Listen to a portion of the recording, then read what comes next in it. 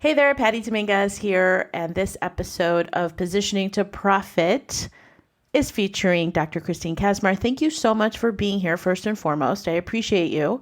And I've already gotten some really great feedback on the show, so I'm super excited with this new format as mentioned. And if you don't know what that new format is, definitely check out episode 31 where I talk about my pivot and what's happening. And then moving forward in this episode, we're featuring today's guest, which, as mentioned, Dr. Christine Kaczmar, a phenomenal woman. And I love just her chutzpah and always willing to put herself out there unabashedly, unapologetically, who she is, which I absolutely admire. So in my mind, she is a great representation of what it means to be a category of one. So I hope you enjoy this episode, and here we go. Hey there, I'm Patty Dominguez. You're about to discover what it means to position your brand and your business to stand out. This show explores the stories of small business owners just like you who are bringing their message out to the world and impacting their tribe. So if you want to take your business to a category of one status, then hang with me because this podcast shares everything you need to know about how to be more prolific with your brand so that you can have more profits. I'm so excited to have you on the Positioning to Profit podcast. And I was thinking to myself, who would I have on my show that I'd want to have to be that guest number one of this new format that I have? And I know you and I have such a great rapport. Everybody please meet Dr. Christine Kaczmar, known all over the world as the Digestion Doc. Hey, everybody. Nice to be talking to you. And they save the best for first then, because if I'm number one, that's not the best for last. So they save the best for first. Exactly. So I want to have an honor, Patty. It's an honor. I just want you to know. Well, thank you so much. And I thought immediately, we have to talk because you're such a perfect example of somebody that started out in one discipline that you can totally say you're a generalist, right? You're a chiropractor, but I want to explore the concept of how you took this idea of I need to do position. I need to position myself. I need to pivot. I need to create my own category class, if you will, and just kind of where you were. So tell my peeps about your business. Well, Patty Dominguez, my business started out as a doctor of chiropractic, and that's my first love. But what happened was I kept hearing about this Dr. Loomis guy. And I'm like, who is this guy? Like, how come people keep talking about him? He's also a chiropractor, but he focuses in enzyme nutrition. Long story longer, I decided I need to go to this man's seminars.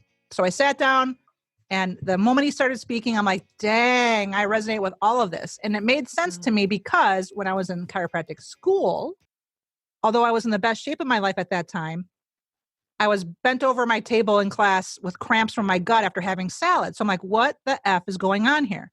I went to one of my instructors was also a natural hygienist as well as a chiropractor, and I water only fasted. And I water only fasted for 8 days in the mid 90s before it was super cool like it is now. And I was impressed. I was enthralled. I was like, what in the world?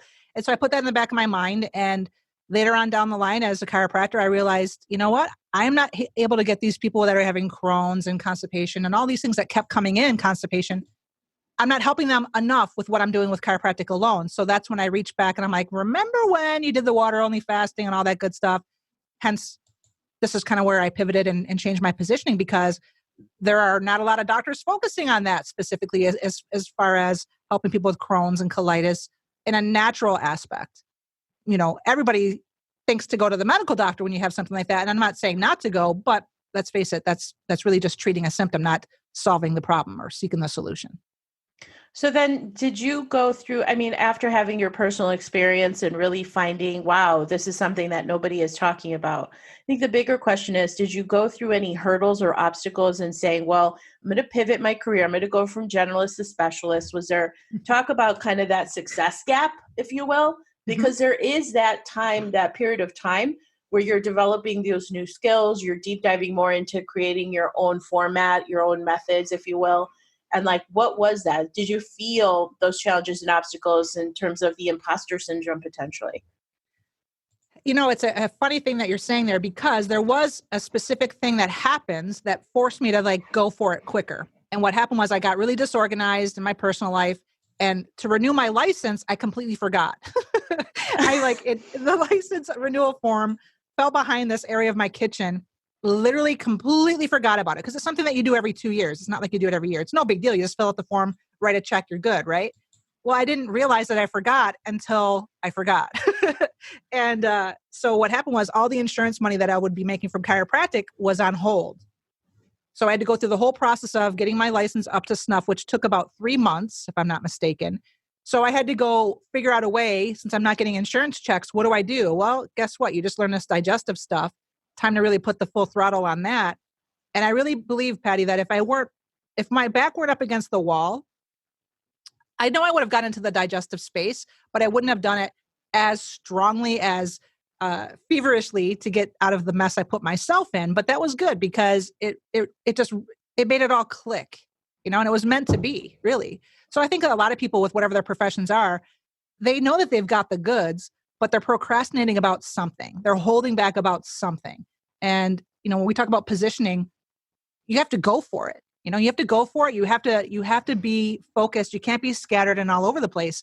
And I just happen to pick a couple of things about digestion, which is also important with positioning, right? Like, I'm not doing all things. I'm not advertising for everything. I decided to focus on Crohn's and colitis and constipation, like bowel movement oriented things, because that's what I saw in my practice that more people were coming in with. So that's where I kind of hug my hat, because freedom is really important to me. And we talked about this before. And these are the patients that were the most scared to leave their home. They were afraid they're going to have bowel movement accidents and stuff like that. So I wanted to help those people not feel so sad, and to encourage them and help them out.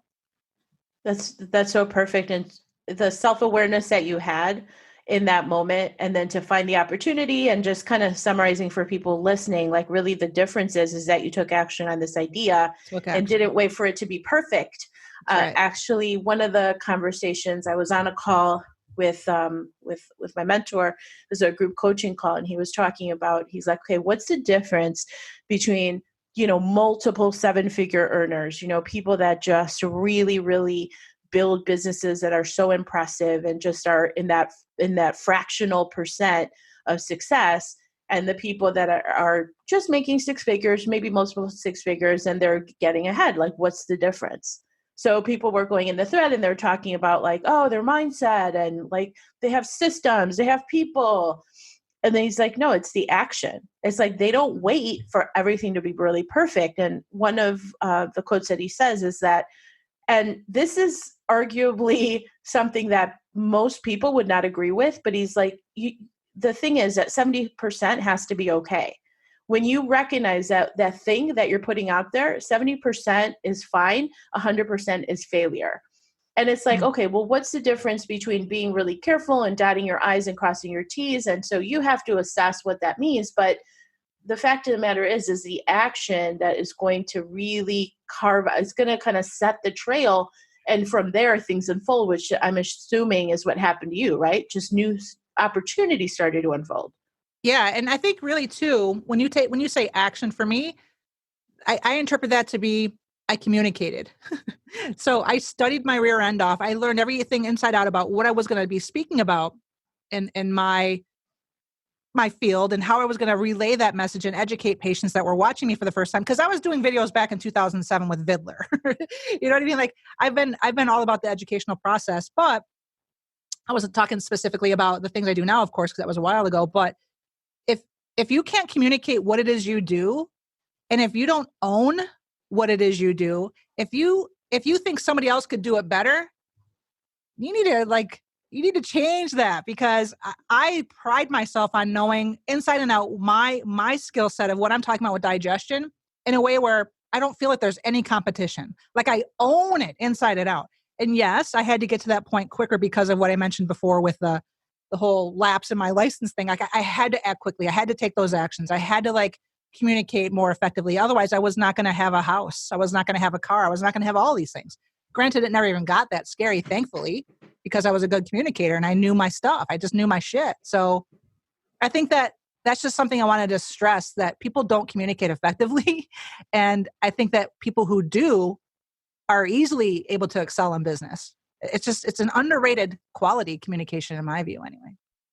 So I think that goes to one of the pillars that I talk about in prolific positioning, where it refers to brand dominance. And brand dominance is capturing that mind share in your prospect's head, so that when they think about, I got constipation or Crohn's or colitis, who do I go to? I'm going to go to you, right? To Christine Kaczmar. I'm going to go to the digestion doc. And I know that when we started kind of working together, few years back or whatever, something happened where you were doing videos. I mean, you've been doing videos forever, and you were just, I don't know, the conversation happened. I'm like, yeah, man, you're known all over the world. Like people from Saudi Arabia, right? You have that as clients. And I know that was for that one moment, one of the sticking points. Like, should I say, I'm like, yeah, man, you're known all over the world. And now it's like, we have jokes about, and again, going to the whole brand dominance. And even though it's a joke, it's really not, because you really believe it, is this whole concept of I'm the best in the world at. So you're like, I'm the Chuck Norris of digestion, you know? I'm the Michael Phelps of digestion. Yeah. And you say it and we laugh, but you're like, no, but I'm serious, you know? Yeah. And so it has to start from the inside. And I know that one of the other things that is so important is that prolific persona that I talk about, you know, that we've talked about, is really embodying that person. Did you migrate to that level, or did you just out of the gate own it? Or I guess, what was that point where you're like, you know what, I'm going to freaking, just plant that seed. I'm going to crush this. That's a great question. I think I've always been a confident person for the most part. I kind of grew into that more so. I mean, I grew up in some poverty situations for sure, where, the way that somebody's lawn was manicured or whatever, I thought was a representation of their wealth, like weird things like that, which I realize are silly now. But I guess the thing that really kicked it into gear for me was, do you want me to bring up my phone jack guy story, Patty? Yeah, that's always relevant. So this was like the really big moment for me. Was I was undercharging. Like, I think people that are in the service business, we tend to have like empathetic hearts, and we want to help people. Like, we want to give it away way too much, which is not congruent. You should be expected an exchange for the service that you're providing somebody else. So long story short, I was charging $97 for the testing that I charged $3,000 for present day, but I was charging $97 for it. And I had to get a phone line upgrade in my office. So phone jack guy comes waltzing in 32 minutes or so, he gives me an invoice for $535. And I remember looking at that invoice thinking, this son of a bitch is charging me $535 for like total tops half-hour work. He didn't even have to climb up on a pole, I don't think. I mean, there's no danger. He just had to touch the box and do whatever. Granted, that's worth it, right? And I'm charging $97 for the results of helping people have freedom again. That's not okay. That was completely out of balance in my mind, that I'm helping people not have to worry about where the nearest bathroom is at $97, and phone jack guy 5x more. Like, what in the world? So that was a really defining moment for me, as well as there was another moment in practice where I was in a rut, and I was kind of this really flat. I was plateaued, and my fee had been my fee for a while. And it was like, not that it was crickets, I was still making ends meet, but I decided that I needed to increase my fee significantly at the time when it was the slowest. And I'm like, nope, doing it.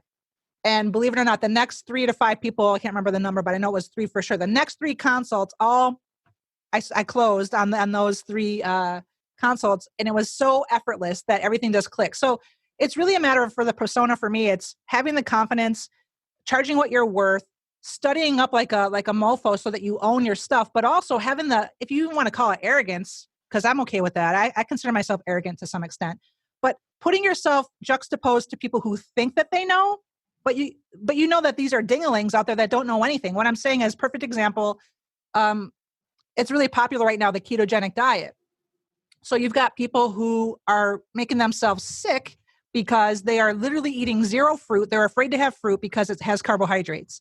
And I'm not opposed to people eating lower fat or lower carb, but I am opposed to people being in urinary ketosis. My point is this: who are you going to really trust if you're a consumer? Some guy who is a quote unquote influencer on Instagram, because I have like 100,000 people following them on Instagram, but sees no patients in real life dispensing this kind of advice?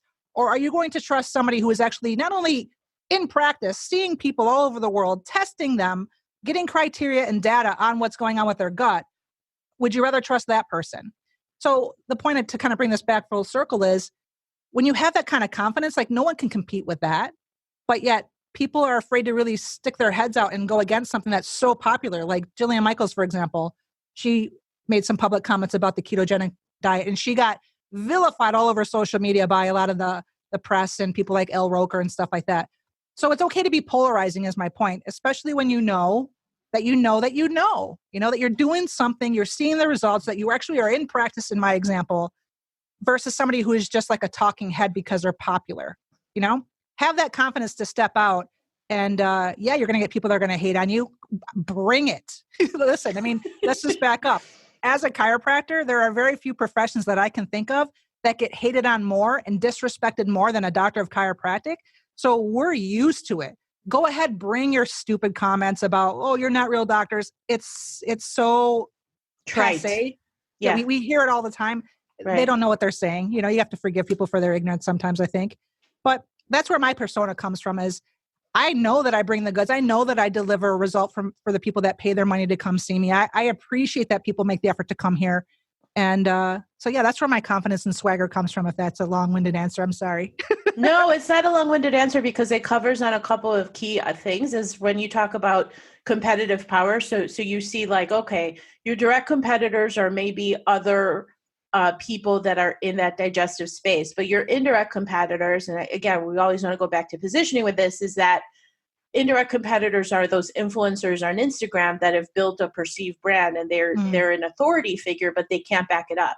So I think the key thing here is that, and I'm interpreting what you said is taking that situation, and regardless of how many fans or influencer status somebody has, you are not jolted by somebody being like a Goliath status person challenging you on something. Like you're really confident. And I think that just relaying this back for the listener, you got to know your stuff. Like you got to know your shit. You have to be certain about it. You have to have confidence about it. So that these foundational principles that Dr. Christine Kaczmar built are really the pillars to her success, are the pillars in which she stands on to say, I speak from a place of knowing. And that, just to kind of wrap up in this particular theme, is that's how you build your competitive power, right? Is having the foundation, knowing what you're talking about, having the certainty, tapping into that prolific persona in the meantime, as you're really substantiating what it is that you know. So you've held thousands of patients, thousands of people. So you have like thousands of data points. Yeah. So, but in the meantime, like the average person, maybe they're like, well, I'm not there yet. Well, how do I get there? Right? How do I get there? Yeah. I think the one final thing to add to that too is if you don't have a purpose with which to go about all of this, then you're lost, right? Because at the end of the day, that freedom thing, which I was mentioning, I think I might have mentioned, I'm not sure, that's my number one value is freedom, and helping people regain theirs is what I'm all about. So I'm okay to take like the shots and the arrows and the smacks and the negative comments. I mean, people making fun of like my hair, my teeth, or whatever. You go ahead, lady, that plays the organ and what is that, Indiana? I showed you that lady's post. Doesn't even know me, but wanted to just attack me for no reason. It's okay because I know that I'm doing the good work. I'm out there helping people to improve their lives, to get more energy, which is going to affect everything, relationships with their kids or relationships with their elderly parents, whatever it is. That's what this is all about. And when you align yourself with that purpose, that persona is just so easy to click in. You have to have that purpose. You have to have some mission that's driving you to do what it is you do that helps you get up in the morning. Otherwise, it's just kind of like you're lost, right? And it's got to be pretty unfruitful and unrewarding, I'd imagine. I love that. That's really good. Okay, so I have another pillar in my prolific positioning. I call it Crave Continuum. And you and I have talked about that. But can you love that name, Patty? I love that name. Crave Continuum TM. Crave Continuum TM. So can you talk about how you build that Crave Continuum with your tribe? Mm-hmm.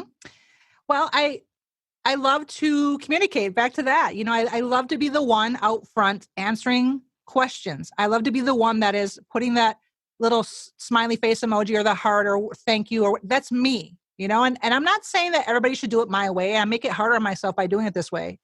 In fact, you've even told me that I should outsource some of that, and you're right. But there's just something innately beautiful that when people ask me a question in my community, I have a 3,000 plus private Facebook group. I love that the people know, because I make sure that they know that I say this, that they're getting that response, that reply is from me, not my team, from me.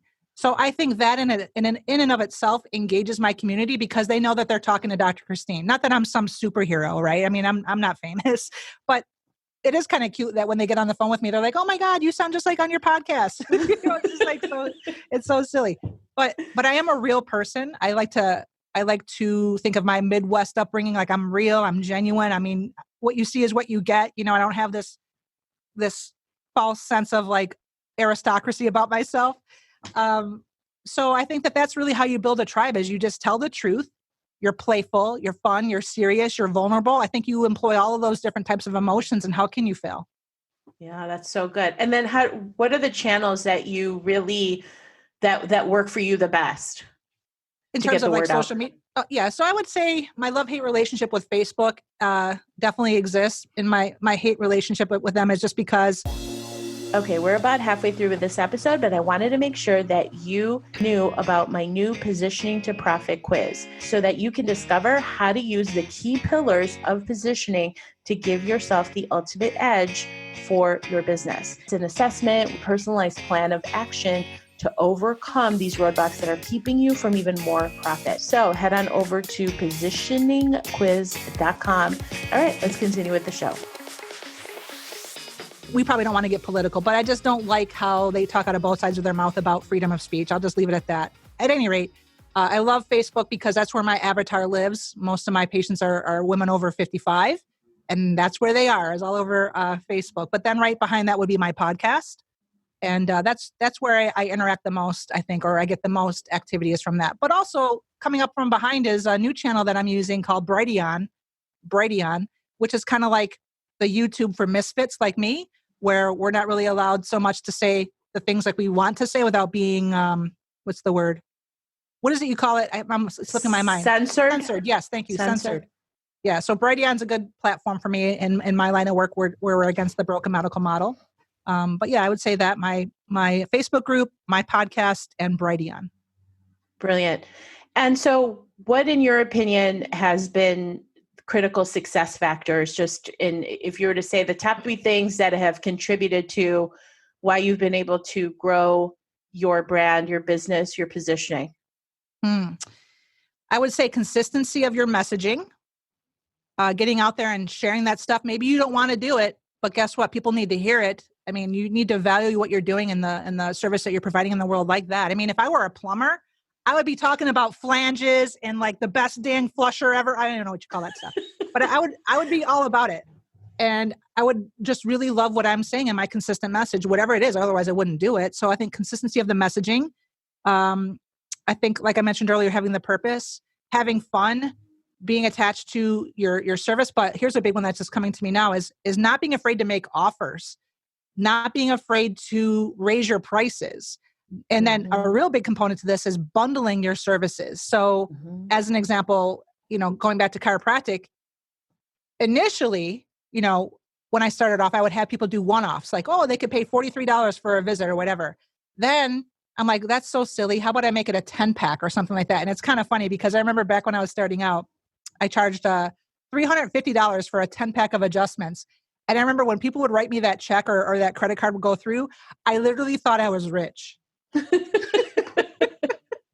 Like I felt like I could live off of that forever. It's so funny how we evolve. But it's a worldview, right? It's like, no, just like a little segue. Like it's such a money mindset evolution that you are like laughing at it now, It's true. Yeah. So I think that was pivotal for me, is to raise my prices in those examples I mentioned earlier. And when you attach your worth to your service and that dollar amount, it just feels so good. But like, you have to really just look at it like, what is it you do? Is it more important than phone jack guy? I bet it is, right? Yeah. So don't be afraid to raise your service. Don't be afraid to bundle things in so that perceived value is elevated. People like getting bundles of things, you know what I mean? Like that's a really important point, that term perceived value. And so I'm not sure if that's part of your crave continuum or where it is in positioning, but what do you think? Where is that? Absolutely. No, it's just about well, I talk about it in the realm of, under brand dominance, how memorable are you, right? Like we've talked about, was it Jay Baer's talk triggers? That would be under Yes. that. It's like, how are you associating these things, these moments, the mind share building, the memorability, like the things that you're known for, whether it's your values or talk triggers, like he talks about. It falls under that. It's like your brand dominance, when it's kind of like what Jay Abraham talks about, preeminence. That's just another Yes. way to say, what's your brand dominance? It's really Sure, I like that. in that same vein. Yeah. Yeah. And I think that people just make it hard on themselves because if you're not delivering a result that your customer is looking for, then you got to correct that ASAP. Because when you do help people who are coming in from all over the world with Crohn's and you fix them up, do you know what I mean? Like you're delivering the result. If I weren't fixing people up, I wouldn't be this cocky. My God, buddy, can I tell you something that really struck, it like really hit me? God, what podcast was I listening to? Because I'm such a voracious listener of podcasts. Consumer of podcasts. I think it was Joe Polish. He was saying something like, don't be a thought leader, be a results leader. I was like, what? I like it. I love it. You know what I mean? Like, that's such a great example. And he's like, because in those results, that's where you gain the confidence. And that's exactly where you're at. It's because the thousands and thousands of hours that you can speak. And then other people may say it as cocky. It's like, no, I'm not cocky. It's because the proof is in the pudding type of thing. Right. So yeah, it's such a great place to kind of to be so grounded that you feel very secure in highlighting that level of expertise that you have. So really, really smart. Sure. Okay. So what are you excited about this year? Like, what are some opportunities that you're evolving into that you want to share of how you're building your brand dominance, your positioning, and your crave continuum? Well, I'm glad that you asked that, Patty Dominguez. What I would say most has me excited is my documentary. I'm kind of storyboarding it, kind of plotting it out, playing a little bit around with some things. And I really think that we are in a video era more than ever, of course. That's nothing new that I'm revealing here. But I want to do something a la Netflix. I'm hoping one day I get on Netflix or something like that. But I want to kind of make like little series of videos, and I want to go all in on them. Like I want to travel around the world and really highlight the points that I'm making in my videos. And I'm really excited about it. I mean, it's scary because I don't have a team big enough at this point to do that. So it's kind of like all on me, but that's okay. But I think delivering that message in a video format, I mean, people are watching YouTube videos more and more and more on 65-inch TVs. So if you're out there listening, and of course you are, because like this is the best podcast in all the land, you need to be making sure that your audio quality and your video quality is top notch. Because think of it, people are watching that video in their living room, not just on their cell phones anymore. People are watching YouTube on big giant screen TVs. So you got to deliver the goods, and it's not that hard. Just prep, just plan, just get it done. And so that's my big thing. And then also I'm working on a quiz. That's going to be one of my big lead magnets to get people into my world. And I'm really excited about what that's going to bring.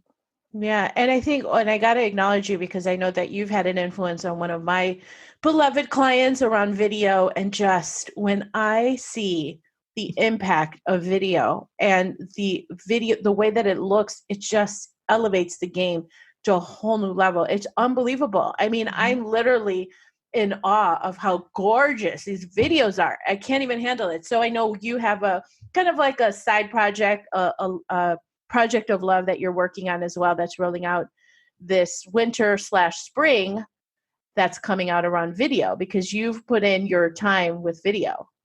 Yeah, absolutely. Should I say the name? Yeah, if you want to. Actually, yes, you absolutely should, because I think it's so exciting. Yeah, Video Rooster is the brainchild, and it's coming soon. And basically, it's just a culmination of all the things that I did to get in front of people, starting with Vidler and then Periscope and then Facebook Lives, and just showing people that if I can do it, you can do it. Just sharing my process, and then the development and the maturation of the sweet videos that I've been rolling out, where, using professional, and it's just me, by the way. So if anyone's listening to this thinking, oh, but I don't have a crew, I don't either. It's just about the preparation of it. And so one little tip I'll just share is get a hardbound book blank pages. If you want to have the dots, that's your preference, but I don't like those dots. But just get a blank book and make that your content book. I'm holding this up as if you can see. I know you can't, but this is where I'm recording I'm going to have one of these for each quarter or each 6 months, however long it takes for me to fill it up, where I'm just getting my content prepped. This is a la Frank Kern. I got this from him because this is what he does. Whenever he gets a little nugget, he throws it in a hardbound book. But I'm doing that specific for content. Then I plan it out. I got it kind of like the visual in my head, and I go bang out a 11-minute video because for whatever reason, YouTube loves 11-minute videos or longer. And then off I go. So yeah, it doesn't have to be difficult, but you just have to prepare and get a nice camera. I'm just using a Canon M50 with a nice art lens by Sigma. And you got to get good lighting and good audio, and boom, easy. And so she talks about all this, y'all, in her product called Video Rooster. I make a little special appearance talking about positioning. Yeah, I'm in on it.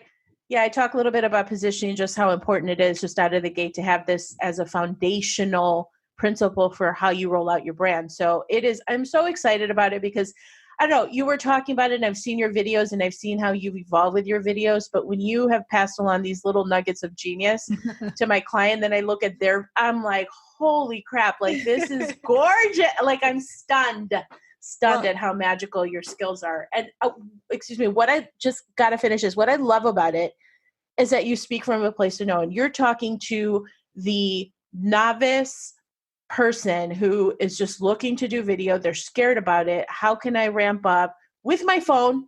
And then you take it to the next level. It's like, how can I graduate to a place where I don't have a video crew or anything like that, but you're really empowering them to leverage video. So I think it's so brilliant the way that you've evolved this whole thing with video, and you're very confident in this space as well, which I think is so cool. Thank you, Patty. That's so sweet. Yeah. I really appreciate that. Yeah, it's so fun. Yeah, it is really fun. I just wanted I have to share this. And that is, when I met Patty, we probably should say how we met. We met at a conference. It was wonderful. We struck up conversation for like 4 or 5 hours on the first day. It was so lovely and so easy and so freely flowing.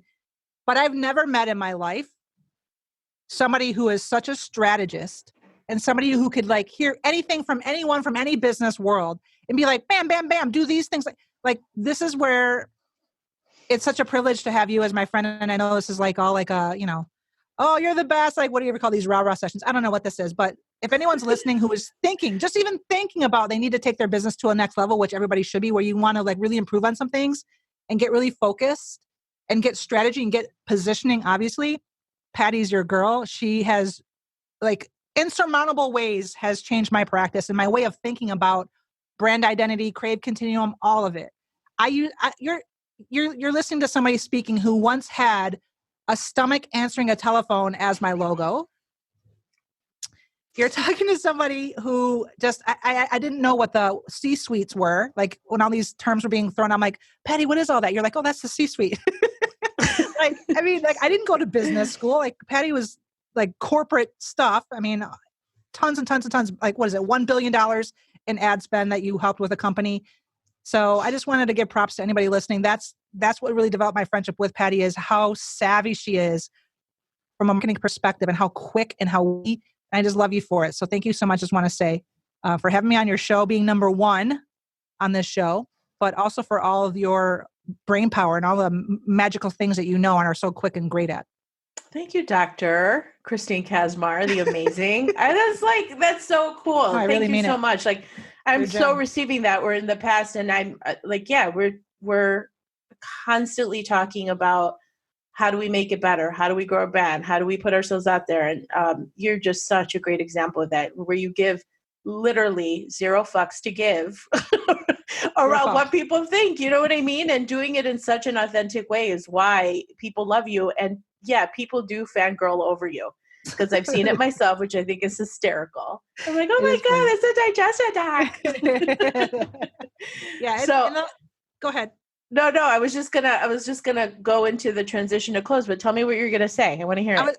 I was gonna say that's the final piece of that is, work with people who are in a similar place in your business, obviously in higher places too. But like, talk about your business with people who are business owners, and you'll be amazed at the kind of ideas you get. Speaking of these little hardbound binders, I have a hardbound binder with just Patty all of our nuggets that we share. So Yeah. I think sometimes people get shy to talk about their business with other people that are in business. That's just silly. You know what I mean? Yeah. Like share stuff, like even like some of the smallest things can turn into great shifts in your day. You know, like sometimes we think we need to talk about strategy, but really sometimes the conversations that make that change is talking about something emotional that was going on with your head. So it's all encompassing. And so I just wanted to also say, I credit that to where I'm at my business right now is having confidants like I have in you. And it's really important that people start talking about it. Again, there's that communication thing, that communication where you need to talk about your business. Yeah, you need to talk about ideas. Absolutely. All right, buddy, as we're wrapping up, what do you know for sure? Just to steal that line from Oprah, which I love, love, love. I'm so mad she came up with it. Oh, that's the end of your sentence? That's the end of my sentence. Okay. Like, what do you know for sure? What I know for sure is that if you're not carving out time to be alone, to have idea creation time, to have moments where you're really thinking about what creative sparks are interesting to you, then you're missing out on that valuable time. I mean, self-care is so important. Self-awareness is so important. But having that time carved out where you are writing down ideas, no matter how crazy they may seem, you have to make that time. I mean, as much as I think being single is sometimes a disadvantage, I also see it as an advantage because it's all me. You know what I mean? I don't have like myself torn in all these different directions, but I've really come into my own where I'm really appreciating that time alone to strategize and to implement and to write things down and to really have that idea creation. It's understated. And I love that part. And I have a whole nother hardbound binder. Just kidding. But I do.